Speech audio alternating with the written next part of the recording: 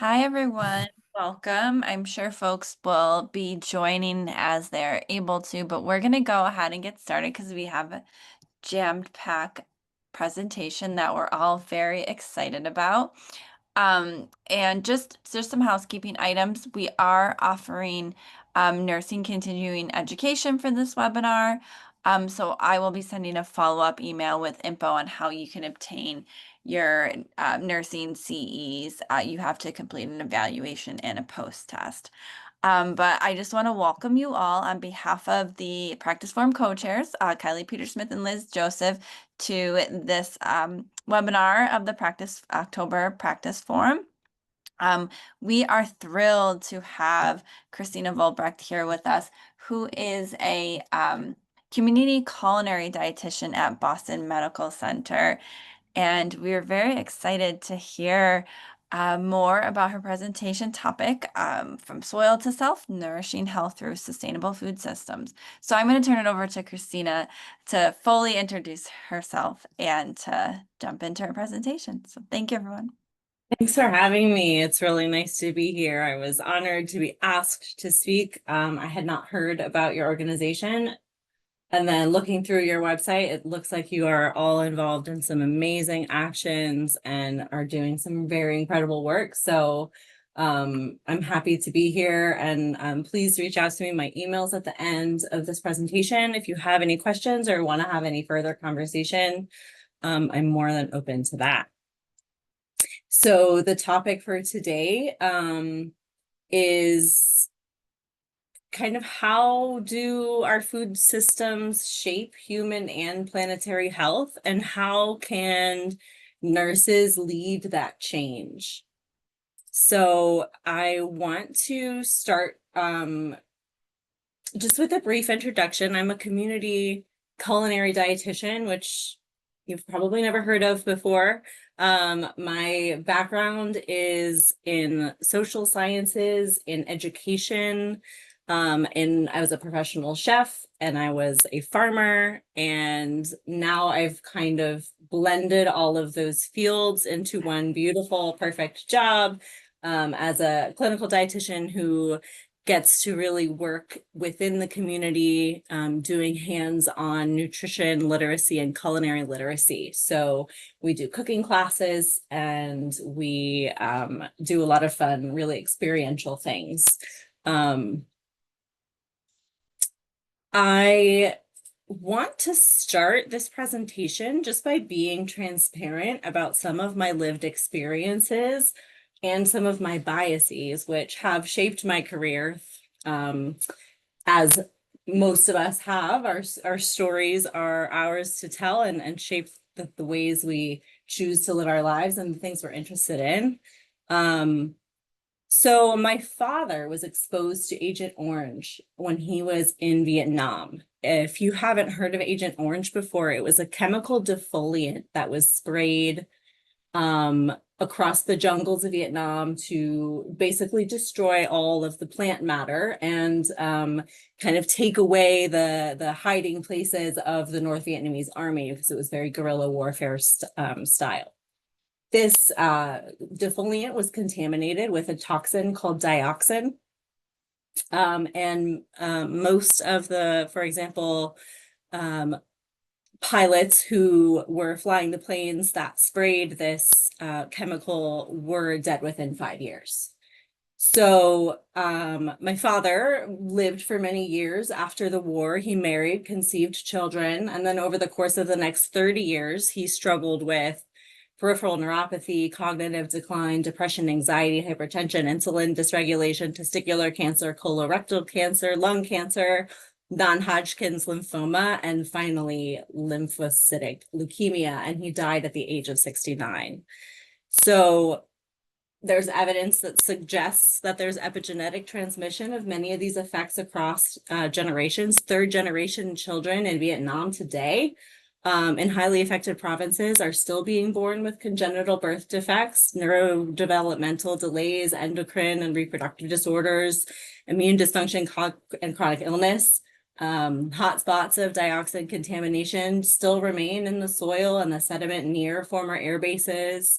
And human exposure continues via food chain contamination because dioxin accumulates in fat tissue. So people who are exposed to the soil and dust and also through breast milk are still being exposed to this toxin in Vietnam.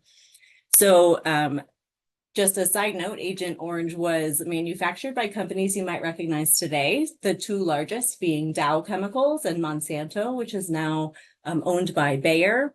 Bayer is a life sciences and pharmaceutical company that is now also dabbling in crop chemicals. So I start with this story because exposure to these wartime herbicides has been associated with long-term adverse health outcomes and is classified as hazardous by major agencies. This is a valid and serious lived example that connects agrochemicals to human disease. And I think it begs the question, what is the modern legacy that such a chemical, which was meant to protect, ultimately harms the human health and the environment? And then what impacts of modern agricultural and agrochemical practices on human health are we not aware of yet? And finally, how does the way that we grow and consume food really shape the health of ourselves, our communities, and our ecosystems? So that's just where I'm coming from. And these questions have really driven my career. As a chef, a professional chef, as a farm worker, as in food production, getting into nutrition, health caretaking. These questions have kind of always been central to the work that I've done.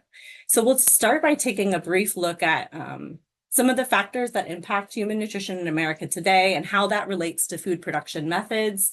What is there, and is there a connection between the soil microbiome and micronutrient availability, the gut microbiome? And then we'll end and intersperse throughout with some practical, actionable approaches that we can all kind of do immediately or incorporate into our work. So the story I shared with you about my father kind of illustrates what the One Health framework teaches.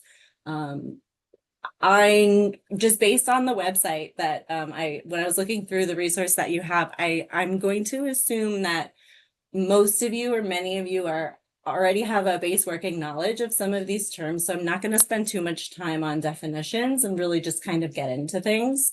But One Health is an approach that recognizes the interconnected health of people, animals, and ecosystems. They're interconnected, and food systems are really a primary interface of One Health.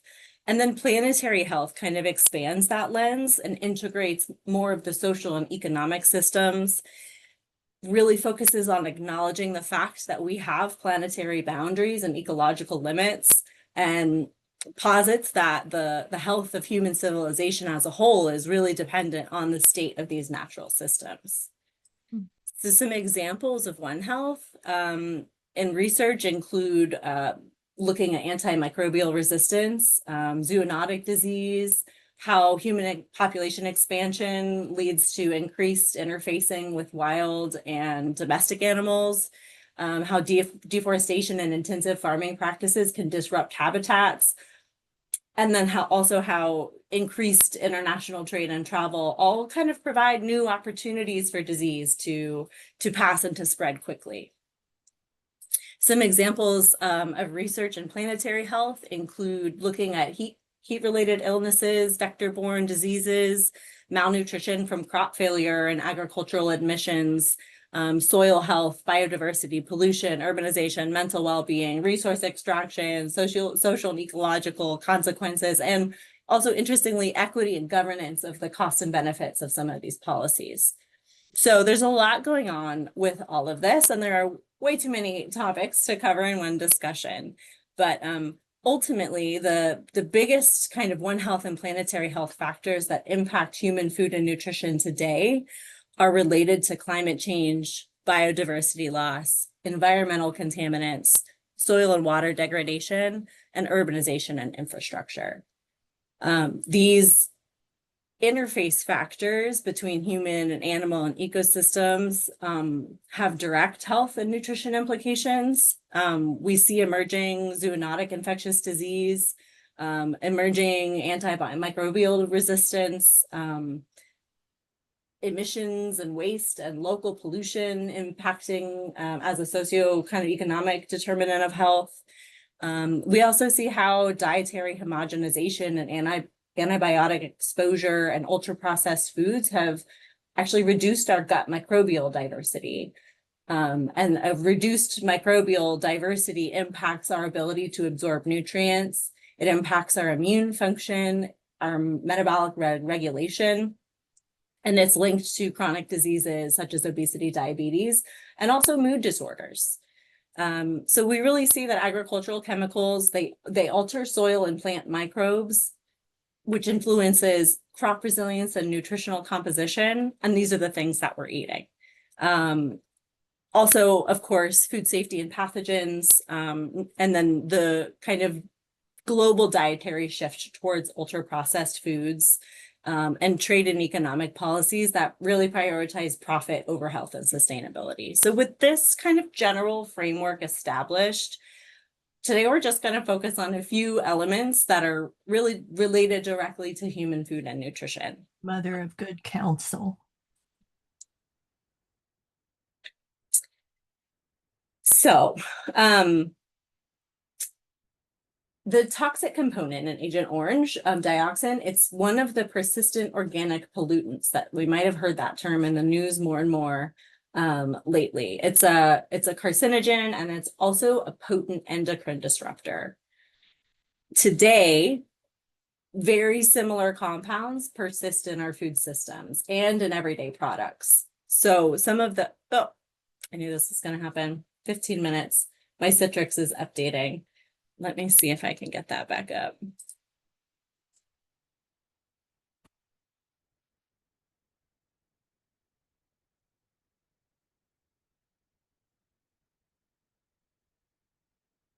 Am I sharing again? Yeah, we can see your first slide. Okay. Yep. Sorry about that. Just go through.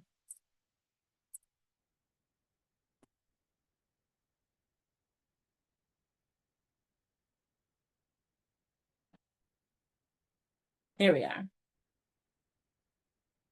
Okay. Let me find my place. Okay, so similar modern descendants, right, of these endocrine disruptors include different types of pesticides, plastics, in particular BPA and phthalates. We have our PFAS, our flame retardants, and a lot of these are found in food packaging. Endocrine disruptors act at really low doses. They mimic or block hormones. They're linked to metabolic disease, infertility, thyroid issues, neurodevelopmental disorders, and certain cancers. And which companies are still making these products? Dow and Monsanto Bayer, although Bayer is now also profiting from the sale of pharmaceuticals to treat the health conditions. The history is a little bit interesting. I'll just briefly say that after World War II, a lot of the companies that produced the chemical weapons and the explosives and the synthetics pivoted towards agriculture and food production. The shift has created what's now called the chemical industrial food complex. I add the chemical industrial food and pharma complex. And it's a very integrated system in which a handful of corporations are controlling everything from inputs including seeds, to processing, marketing, and nutrition research. And of course, the more we use chemicals in agriculture, the more chemicals we need to use in agriculture. It's a lovely feedback loop. Some of the health implications. A study was just released in JAMA this month that show, for example, living in a water service area that includes a golf course is associated with double the odds of developing Parkinson's disease. Golf courses are notorious for using high levels of pesticides. Individuals living within 1 mile of that golf course had a 126% higher chance of developing Parkinson's disease compared to those living more than 6 miles away. So we can really see how these chemicals are ubiquitous in our environment. They're infiltrating the soil, they're coming into our water systems, and it's something that we should be aware of so that we can take appropriate action steps to protect ourselves.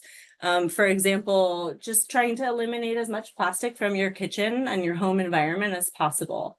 There's a really great website, group of individuals called the Food Packaging Forum. I put the resource at the end of this. But they study chemical migration in food packaging, contaminants, all these interesting, lovely things. It's a very depressing website if you are so inclined. But no, we are not going to restart my computer. It looks like my computer will automatically restart within 5 minutes. So I apologize in advance if I get bumped off. I will try to be back as soon as I can. Using stainless or ceramic water bottles, use a water filter, try to swap to glass food containers, avoid heating your food in plastic, even a microwave safe glass bowl as an option. Minimize your exposure to pesticides, herbicides, agrochemicals. Keep your kids and your pets off of freshly applied fertilizers on grasses. Because we know a lot of these persistent compounds accumulate in fat tissue. Work on diversifying your protein intake, paying attention to the source of your animal and fat intake, just so you can minimize potential exposures, and simplifying your personal care and cleaning products. There are, of course, some structural level actions that you can take, advocating for bans on PFAS, microplastics, and endocrine disruptors, encouraging strong labeling and chemical safety laws. This one would be wonderful, supporting extended producer responsibility policies, cleaning up for messes that companies and corporations make. And then using your individual purchasing power to support companies that minimize plastic and chemical use, and vote. So we know now that food production, we know as a collective, I'm going to assume that you know as well, that food production, and in particular animal husbandry, accounts for a substantial share of greenhouse gas emissions, land use, freshwater use, and pollution. And that the ecological impacts of food production dramatically differ between different types of foods. So beef production has a much different ecological impact than the production of lentils, for example. And then also even between producers of the same product based on their methodology. So ultimately, is what we're saying here is that agricultural methodology matters. Intensive agriculture, when we talk about intensive agriculture, we're talking about crop monocultures, fields and fields of corn. We're talking about concentrated animal feeding operations, or CAFOs, our Taco Bell meat, our McDonald's burgers, our $5 rotisserie chickens. These are all products of the industrial livestock systems. We have intensive aquaculture, or fish farming, intensive greenhouse or hydroponic or vertical farming. That one surprises many people, but if you think about the energy inputs on this type of farming, it is considered an intensive agricultural practice. And then intensive horticulture. So thinking about like almond farming, or production of flowers for the flower market. These types of farming require heavy inputs, synthetic fertilizers, herbicides, pesticides, antibiotics, hormones. The use of plastic is all over, especially with hydroponics. You think about all the tubing, you think about the tubing that with irrigation, plastic mulching, all these types of things. High water intensive, using a lot of energy, fossil fuels, and a lot of input and money. A lot of these inputs are quite expensive. And then we see, of course, it's a cyclical process. The more that you use, the more you need to use the following year. The outputs of this style of agriculture includes high rates of emission and contamination, pollution, It also contributes to deforestation and biodiversity loss. When we're talking about putting chemical inputs into the ground, it disrupts natural nitrogen and phosphorus cycles. We see, especially with deforestation and habitat loss, disease and parasite spread, water depletion, things like this, but also a product of intensive agriculture are foods with lower micronutrients. Research comparing today's crops from those from the mid-20th century show measurable nutrient declines, lower amounts of iron, zinc, magnesium, and antioxidants.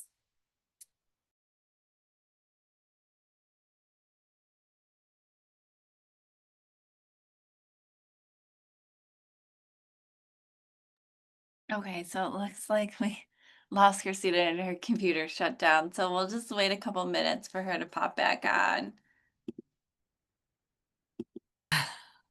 You heard that? Amazing.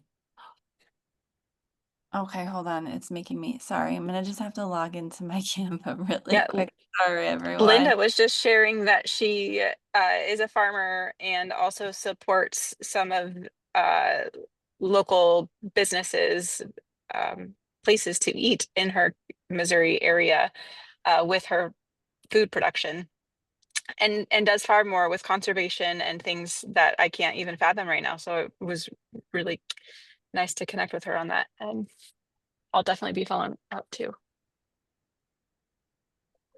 So we're on the regenerative agriculture slide. I think it's 14 Okay, and or my 13. computer is being funny as well. I'm sorry about that. It was a system wide. I think there was a security breach. I don't know what was happening, but they shut us all down and there was no button I could make it delay.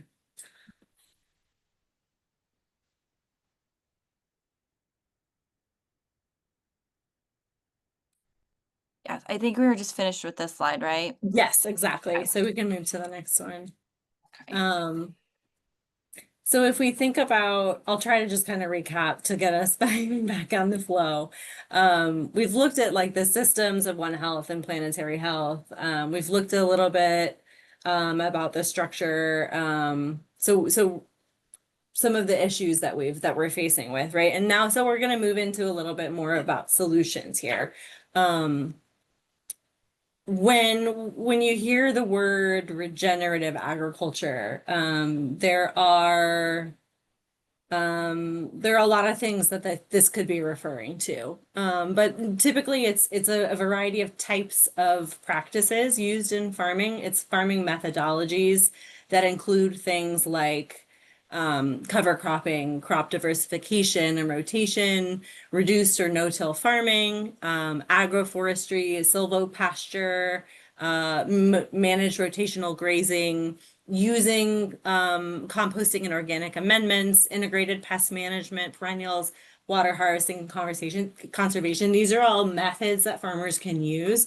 So you might see some of these might be considered organic farms, not all of them might be considered organic farms. The labels get a little bit confusing.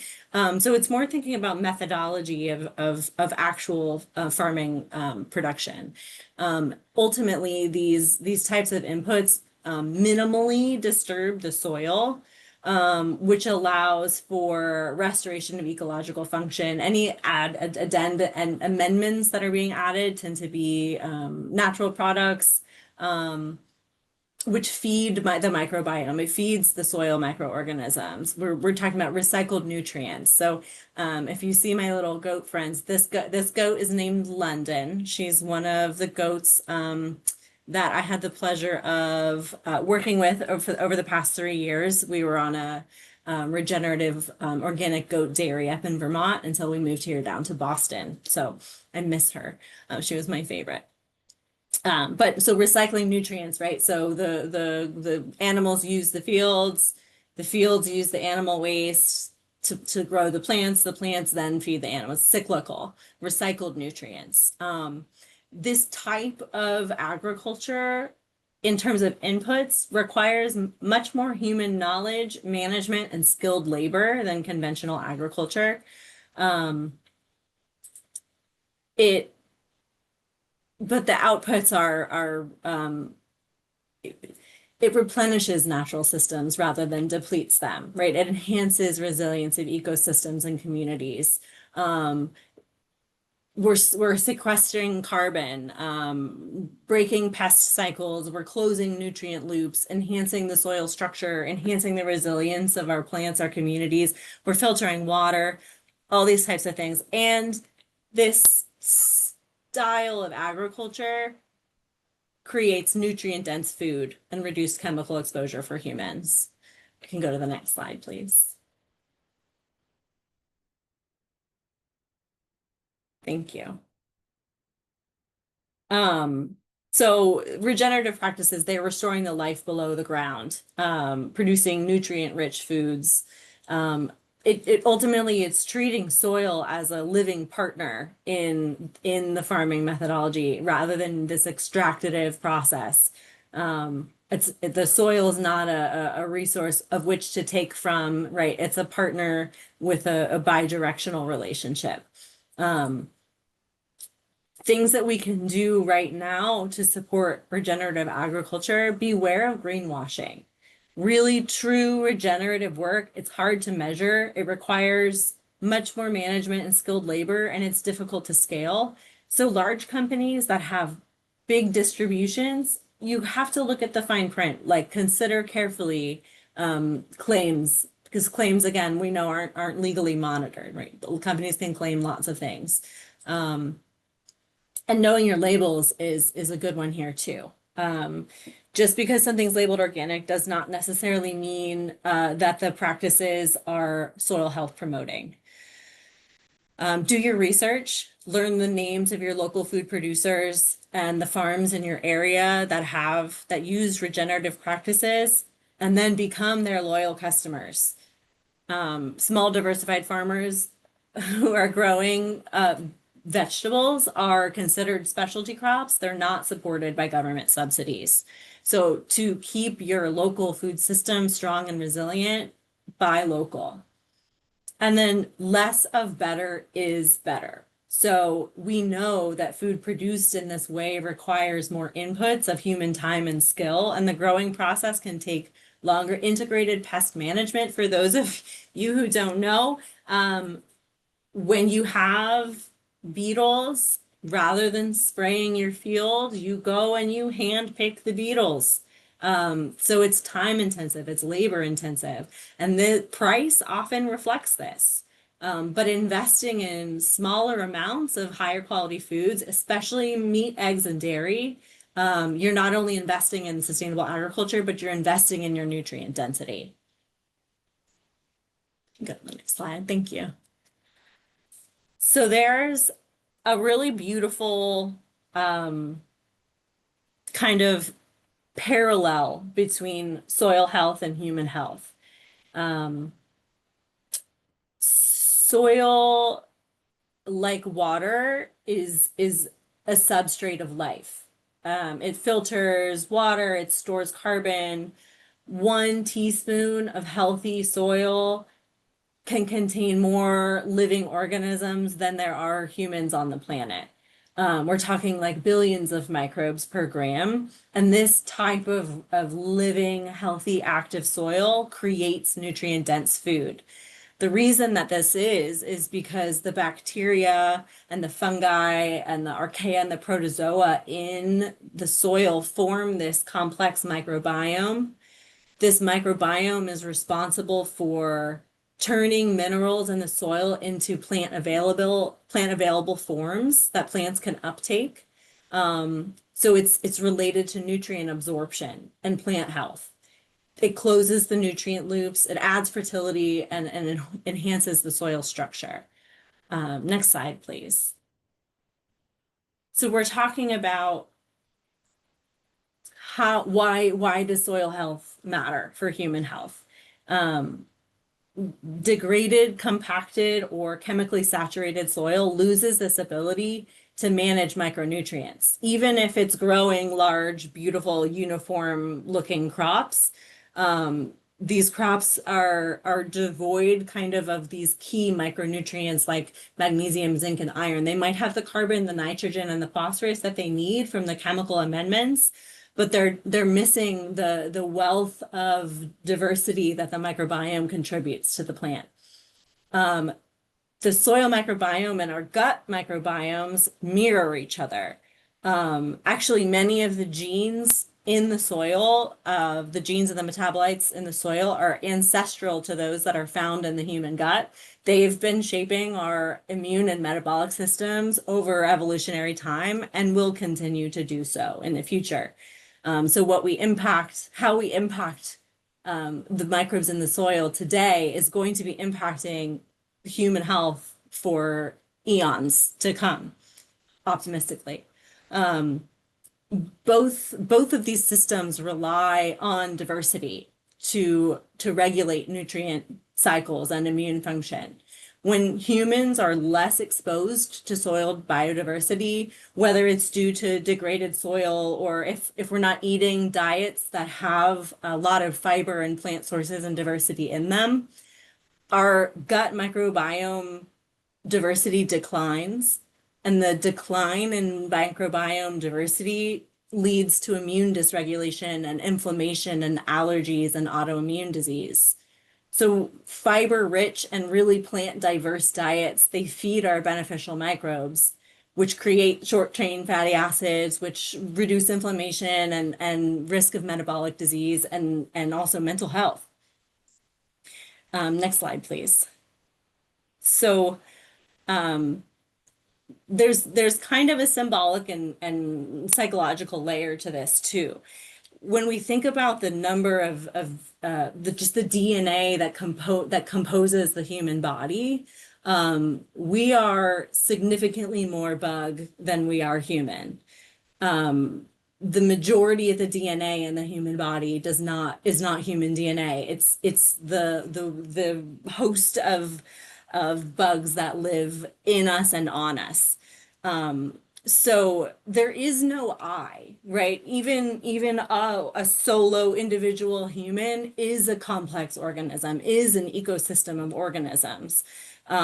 So there's just kind of this spiritual idea too, that like our connection to this biophilia connection is literal, right? Like our bodies are wired for contact with the earth and the soil.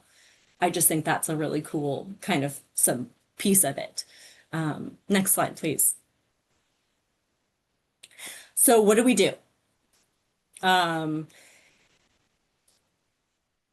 Poor diet is, actually, we can go to the next slide as well. This is kind of just a transition slide. Thanks. So poor diet is the #1 global risk factor for death. The top risks are not eating enough whole grains or fruit or vegetables and excess sodium and sugar. We're talking the chronic disease burden, obesity, diabetes, cardiovascular disease. The burden of chronic disease is intertwined with the food system, and inequities exist in both. And as nurses, you see the downstream effects of these systemic imbalances every day. Next slide, please. So there is the EAT Lancet Planetary Health Diet, PhD. It's an evidence-based global dietary framework that's designed to optimize human health while staying within planetary boundaries. It was first developed by a commission of experts in agriculture, nutrition, climate science, and sustainability back in 2019. And it was actually updated 19 days ago on October 2nd. So this diet, the aim of this diet is to address human health in reducing premature deaths and diet-related chronic diseases, and to address planetary health, reducing the environmental impact of our food systems, our greenhouse gas emissions, land, water use, biodiversity loss, and pollution.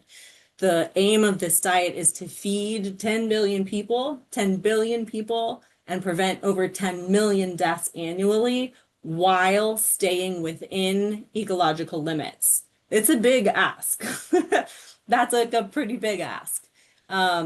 So I highly encourage you, there's links to this diet in the back in the reference section. It provides a wealth of information, including actual quantitative targets and a framework for how to align diet with production if you're interested in getting into that. But briefly, I'll just talk about the diet on the next slide. So the planetary health model is essentially, as you can see there as well, half of the plate as fruits and vegetables, a quarter of the plate. Oh, and with vegetables, kind of the go-to easiest way to explain to people how to eat vegetables is to try to eat every color. We know that phytonutrients express themselves in different colors. Different color fruits and vegetables have different levels and concentrations of micronutrients and phytonutrients. So a general rule of thumb is that the more colors you eat, the more kind of guaranteed you are to be, having an adequate access to different nutrients in your diet. And then with fruits, from the sustainability perspective, really encouraging in-season fruits. Transportation of fruit across, like bringing in our strawberries from Mexico in February has a pretty big ecological impact. So really focusing on fruits that are available locally and in season. Half your plate as whole grains. This is where culture adaptation can come in. Many different people from different parts of the world focus on different types of whole grains, and all whole grains are good whole grains. Whatever you're kind of used to. I just did a class last week with my patients on just different ways of cooking different whole grains, and people were so surprised to find out you can microwave a bowl of quinoa. Tubers and starchy veg, getting most of our protein from legumes, nuts and seeds. So beans, lentils, peas as a key protein source, supplemented by nuts and seeds, which also provide healthy fats. Focusing on unsaturated oils like olive oil, canola, and limited to moderate intake of animal products in general. And the animal products preferably wild or sustainably farmed.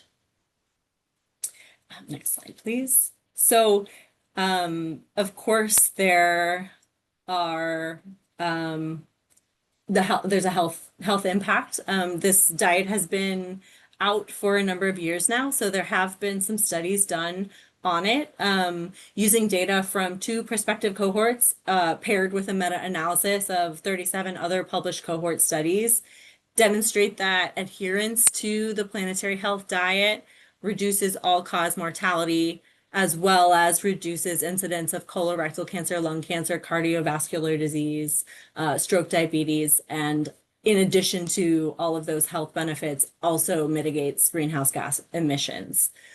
The planetary health diet is also high in fiber, phytonutrients, and saturated fats, which we know reduce cardiovascular disease, type 2 diabetes, and obesity.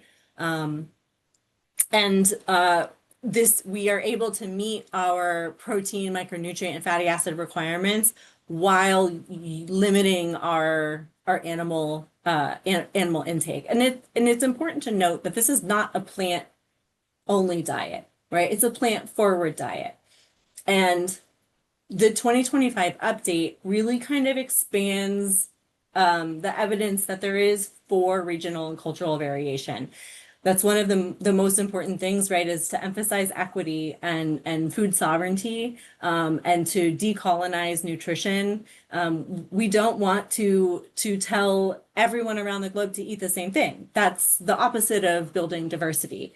So embracing diversity, not only in terms of the variety of foods that we're eating, but also our cuisines and our cultures, all of this contributes to health. On the next page, I just have here a link. There's a lovely 11-minute video that you can click on afterwards that kind of summarizes the planetary health diet and speaks with some of the people who put it together if you're interested.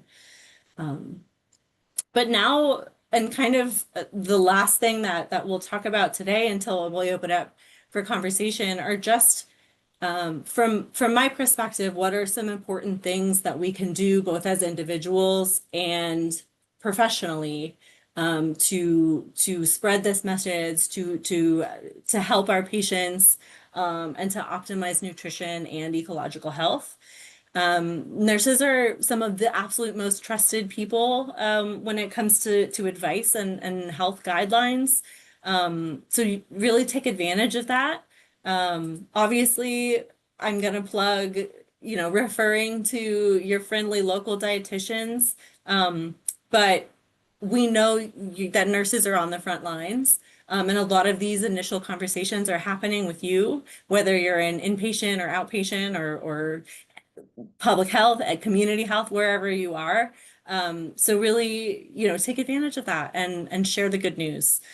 We can go to the next slide. So a few just quick points of things we can do personally. Lean into this planetary health diet as a framework. Look into it, read it, see how how you identify with it. Does it fit with your family's eating routines? How might you make small changes to either change some of your food procurement methods or make ingredient swaps? Keeping in mind also eat the colors, eat with the seasons, and eat locally. Find your local farmers who follow these regenerative practices. Start at your local farmers market, and if there are no produce producers who fit into these categories, tell the farmers market manager that you'd like to see them there. Advocate for yourself and for your community.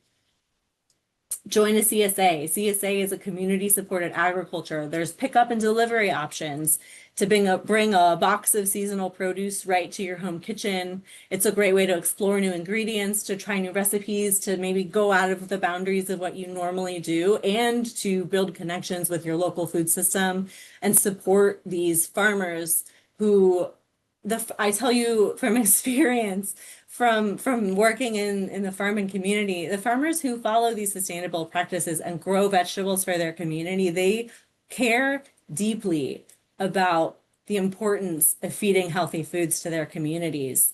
So be there for them, expand those communities. And I have to say this as a chef, cook and share food. Cooking is a tool for self-care and nourishment. Find the time, dedicate the time, and honor the time that you spend not only preparing the food, but sourcing it, preparing it, cleaning it up, making it for other people. Sit down, like breathe, eat with other people, honor this time that you've given yourself to rest and digest, and that helps with our absorption as well. And embrace leftovers, right? You spend that time to cook, bring those leftovers to work with you and model these food choices. Bring your plant forward leftovers for lunch. Share recipes with your colleagues. Use your reusable water bottle, whatever it might be. And be able to provide, be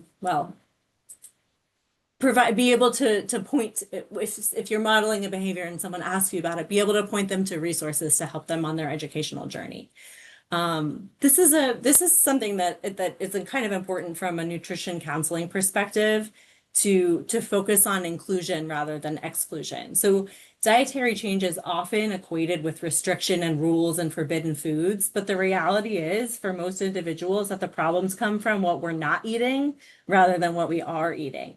So the more plants, the more variety, the more diversity that we consume, like we said before, the more, if you eat all the colors, right, you're better likely to be getting adequate amounts of the phytonutrients and the micro and macronutrients that our bodies need. This is fascinating to me that to date, we've really only identified around 10,000 phytonutrients in the plants that we eat. And research suggests that this might be just around 1% of the possibly hundreds of thousands of phytonutrients and bioactive compounds in our fresh foods. So limiting biodiversity and reducing the variety of foods that we're eating, whether that's through monoculture cropping or just the kind of only sticking with the typical 15 vegetables that we eat. We might be losing out on phytonutrients we don't even know about yet. And then get connected. This ties in before. Get connected to your local food community. From a professional standpoint, and we can go to the next and almost last slide. I'll try to go fast. And also we can all, I don't have to read through all of this. You can read it later too if we want to get into a brief conversation. And I'm sorry about that interruption that we had. And I'm just rattling through this as fast as I can. But professionally, I think what's most important for me to share is that one of the best and most important things you can do for yourself and your patients is to remove guilt, responsibility, and blame when it comes to dietary habits. Because what we've seen really is that the built environment doesn't lend itself to healthy eating choices. Right now, it requires a vast amount of individual agency to be able to know, care about, find, prepare, and consume a planetary health style diet. And when you're a patient faced with additional burdens like health, or you have non-existent or confusing or contradictory nutrition messaging coming in from various sources, on top of the food marketing and the structural inequity and time poverty that modern Americans face, the space for developing individual food agency really becomes smaller and smaller. So while it's important to build up food agency through things like nutrition and culinary literacy, equally as important is advocating and constructing change in our built environments. Because really we need equity. We need a food system in which like making food choices requires no thought. You know what you're going to grab off the shelf is going to be good for you. Whereas right now we live in the opposite world. I think one other important point, just from a clinical perspective, is to be careful with the words that we're using, right? Non-compliance with dietary recommendations is often a phrase that I've heard in clinic, but non-compliance often means non-access, non-trust, or non-time. So just being aware of some of these biases that we have. On the next page, that gives a little bit more about ways you can get involved within your institution through shared medical appointments or partnering with educational gardens or teaching kitchens, and advocate. And my last slide is just it doesn't have to be perfect. We don't have to do it all today, but progress is more important than perfection. And with that, I will, sorry, leave for a few minutes for conversation. Thanks so much for having me again.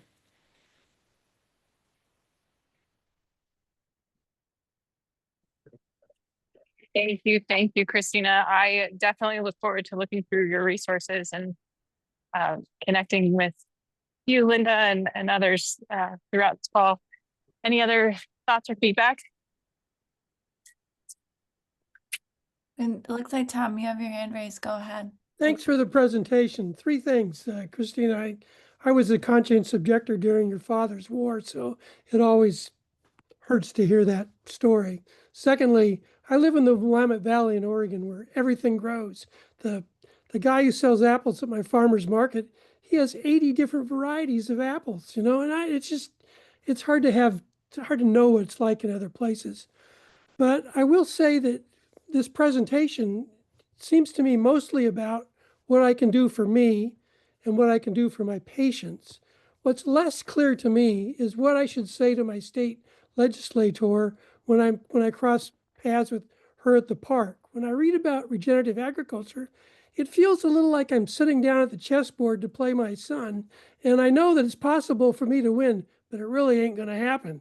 So I would like at some point to know what are the legislative kinds of things, actions that should be taking place, particularly at the state level, and maybe the feds when they get back to sanity.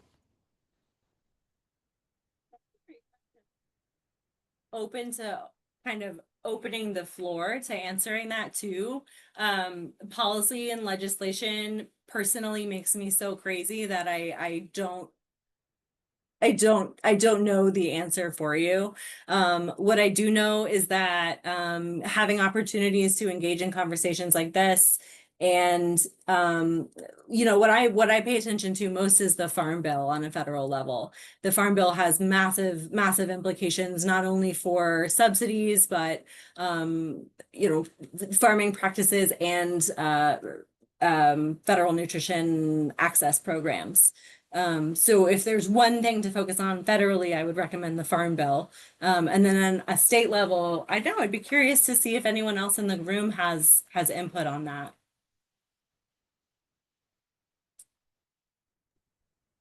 I don't have input, but I did just to plug the Farm Bill advocacy. We are watching that. Sarah Buchik on our policy team has been leading that effort because it sounds like they're not going to pass a full Farm Bill, but it's going to be a skinny Farm Bill. We have some advocacy actions coming up for you all to engage on. We're just kind of waiting until we hear more about what's happening with the government shutdown right now because nothing's getting passed right now. So be on the lookout from that advocacy aspect. Yeah, I'm sorry, I don't have a better answer for you. Thanks for the great presentation. I I'm discouraged at some in Missouri, so I don't really feel like I have any representation.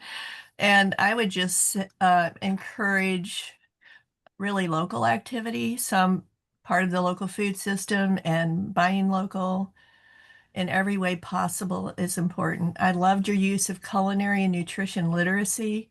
So I've kind of dumped all my efforts, all my work into under food literacy because I grew up on a tiny farm and as I give tours and find out that people have no idea how to produce their own food or how to think about food or what real food is because they're eating fake stuff from the grocery store.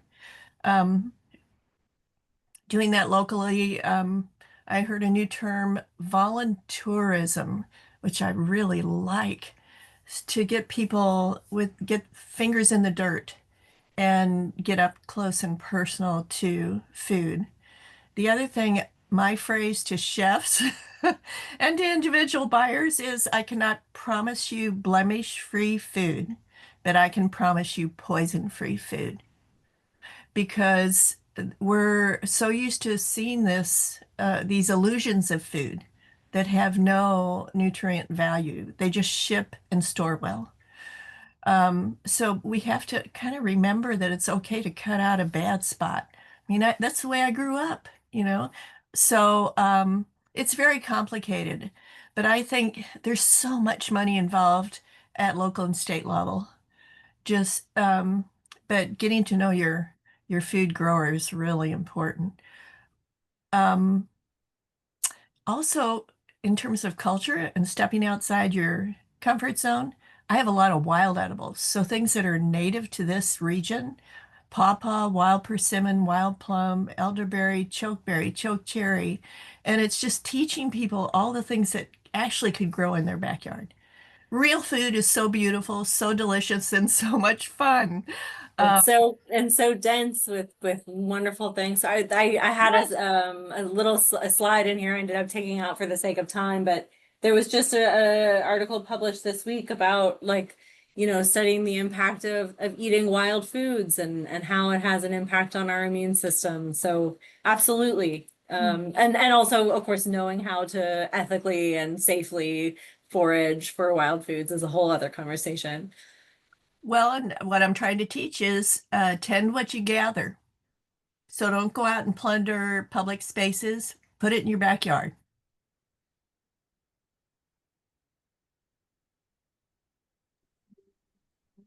Well, we are a little over time, and thank you everyone for your patience and for staying with us a little over. Thank you again, to Christina for joining us and for your fantastic presentation. Be on the lookout for an email from me with the recording and information on how to attain your CEs. So thank you, everyone. Thank you.